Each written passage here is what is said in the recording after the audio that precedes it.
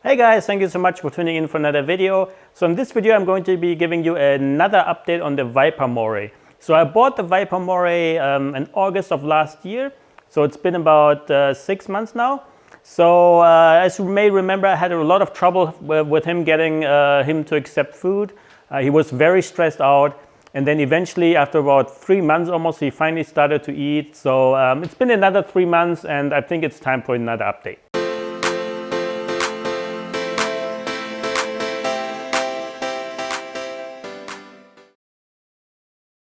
Okay, so this is actually the very first footage that I have from the Viper Moray from the aquarium store. This is the aquarium store called LAX Aquarium. And as you can see, he looked very thin in this back then, in this image and in these videos. So after about a week of thinking about it, I went back to the store and took a second look at him. And basically, after going back and forth, I decided I wanted to give him a good home. So I waited patiently and told the staff, this is the eel that I want. They were kind of happy to for me to actually make the purchase decision because he was in the store for a while. And what I didn't know back then was that he was not eating anything. And obviously, they don't need to tell me that, but it would have been nice. But yeah, so I went ahead with the purchase. Took about an hour and a half, I think, or actually 2 hours to get home. But I did bring my own styrofoam container. And then here you see footage of him being in the aquarium in my office, a 270-gallon tank. And you can see he looks, pretty impressive with his teeth. But the problem was he was not eating. So I decided to do multiple changes to his tank. Limit his hiding spots to like 1 or 2 spots instead of the whole tank being full with rocks, so I could more easily target feed him. But unfortunately that didn't work. I tried multiple ways to make him feel comfortable. I added some PVC piping, which he actually didn't use back then, and here you can see he's a pretty decent size. He was about 3 feet so pretty long fish, but he was very thin and very stressed out, wouldn't eat anything, would always be like in a panic mode when he when he doesn't have a hiding spot.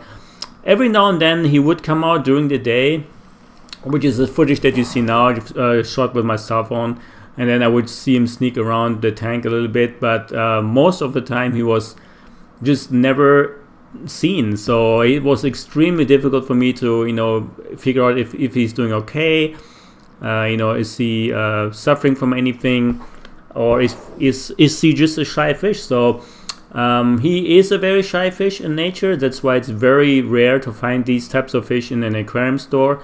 But eventually I did get him to accept food. That was the first Viper Moray update video.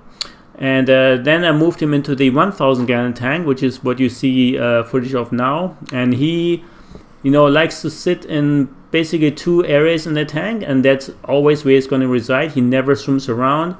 And yeah, but because of that, I was able to actually target feed him quite easily, because if I know where he is, I can drop the food right in front of his nose.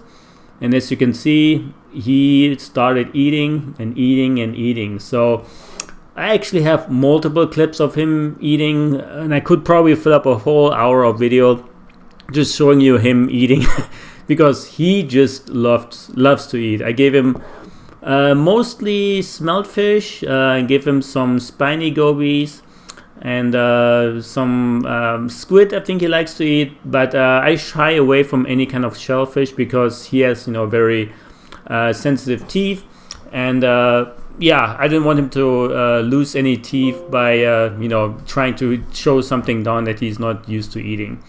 And so it's been about a couple of months now since he started to eat, and that's why I decided to make a little bit of another update video for you, just to show you how he has progressed. And I'm making this video while I'm doing the filtration system all over again in the 1,000-gallon tank, simply because the sand bed was just causing too many issues with muck and dirt building up, and I had no flow in the bottom part of the tank, so that's why I had to decide to redo everything. And for that purpose, every fish in the tank, including the Viper Moray, had to come out of the tank.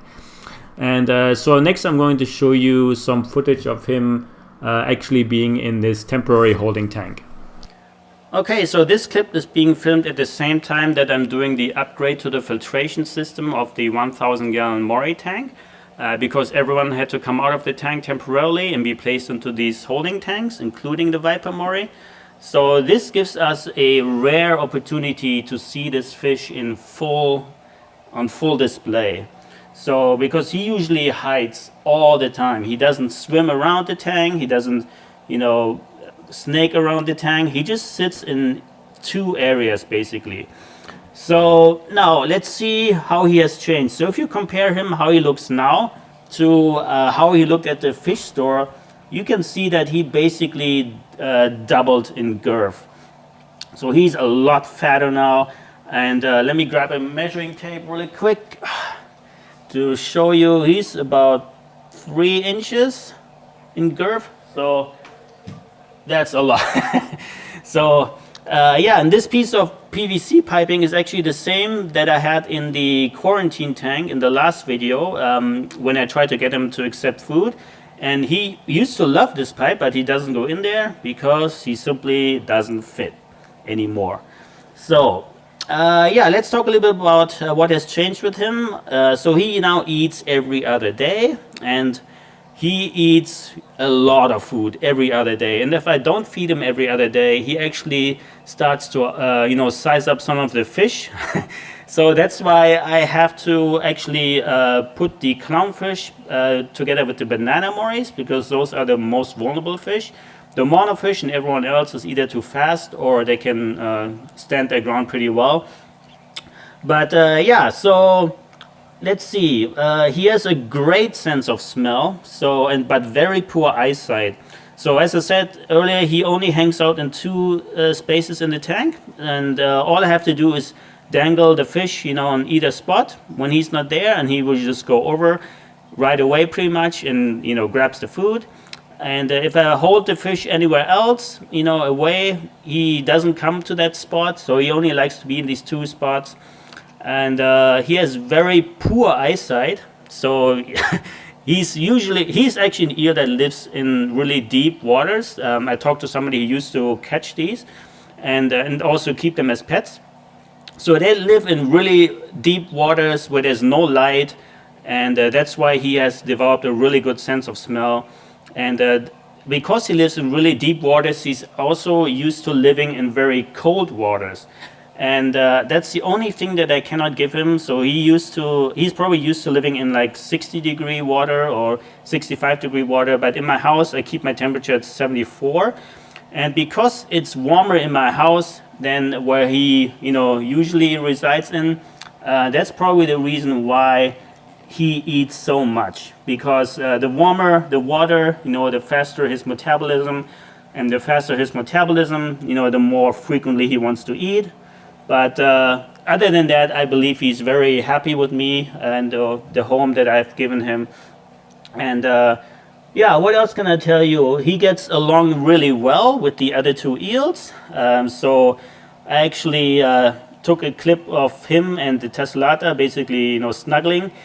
And that was really great to see. I was very worried that they would not get along with one another, and then I would have to find a temporary solution and eventually maybe get rid of him. But fortunately, he gets along really well with the tessellata and the giant moray, and vice versa. So no problem whatsoever. Really happy, especially since he will grow to either 5 or 8 feet, depending on who you believe. When you read online. But yeah, what else can I tell you about him? Pretty much that's it. So no more update, I would say, until something else happens. I may show you how I'm going to be catching him, because when I put him back into the tank, because he's actually not that dangerous.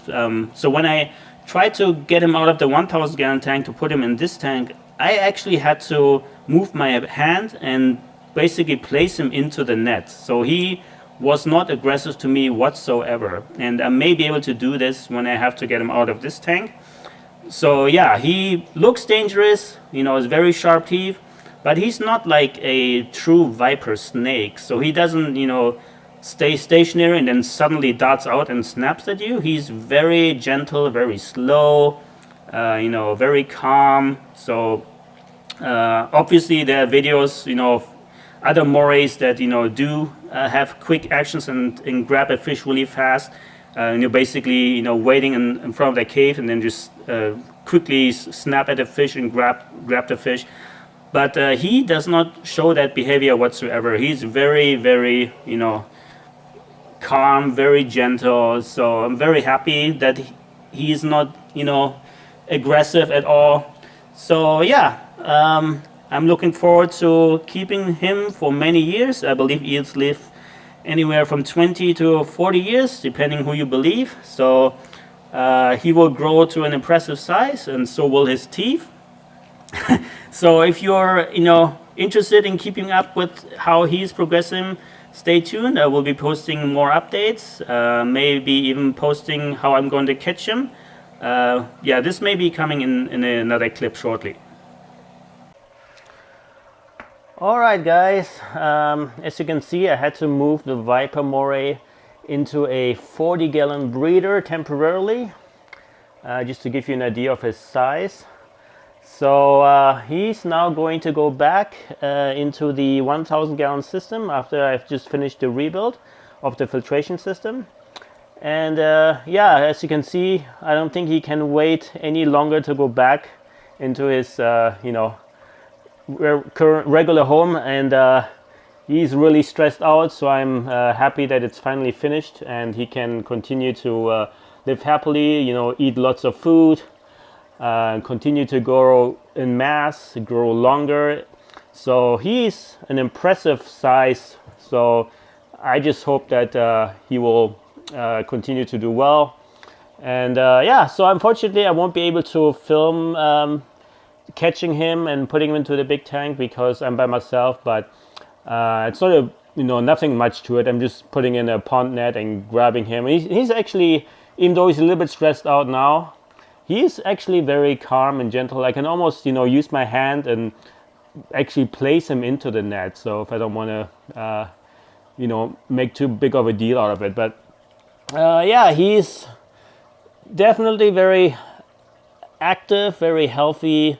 And I made sure I continue to give him a variety of food so that he will have all his vitamins. I continue to add vitamins to his food so that he you know, doesn't suffer from any deficiencies. And he hasn't eaten anything in 2 weeks ever since, you know, during this whole duration of the tank rebuild. He just was too stressed. I did try to feed him, but it doesn't work really for him. So he needs to be in this normal home, and then he will regain his appetite very quickly, and then he will be back, you know, growing and being happy. So thanks guys. I will post an update again soon if something in particular happens. If not, I will just give you an update on his size. So unfortunately, when he's in the 1,000-gallon tank, it's a lot more difficult to get, you know, footage like this, because he is a fish that really hides and really never comes out. So so that's why I'm trying to prolong this video a little bit for you guys, so you get, you know, to see his complete body, you know, in plain view. He looks so awesome. So I'm really happy that I was able to find this eel, and his teeth are growing, you know, and I also think he has more teeth. Oh, you see that? Yeah, he's really stressed. I'm going to turn off the light. We'll catch him, and then we'll give you guys an update soon. Thanks guys. All right, I am able to film him putting him back into the tank. Wasn't as bad as I thought. So let's see how he does it. Water is a little bit cooler, but he is used to being in colder water, so.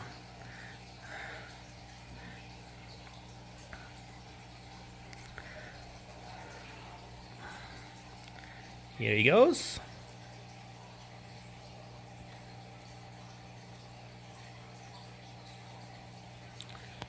And he's gone.